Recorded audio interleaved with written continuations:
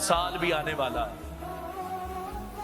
اب اس رات میں مسلمان بلا دیں گے ان شہداء کی قربانیوں کو جنہوں نے اس پاکستان کو مسجد بنانے کے لیے قربانی پیش کی تھی۔ رقص و سرور کی محفل، شراب و زنا کی محفل، ناچ گانے کی محفل، بے حیائی برائی کے سارے پروگرام اس نیو ایئر نائٹ پر کیے جانے۔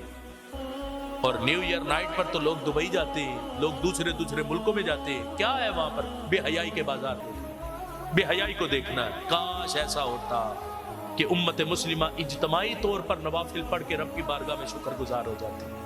اے رب تیرا شکر ہے کہ تو نے ہمیں پاکستان عطا فرمایا، اس پاکستان میں تو نے ہمیں رزق حلال بھی عطا فرمایا، اور سب سے بڑھ کر تو نے ہمیں دولت ایمان بھی عطا فرمائی۔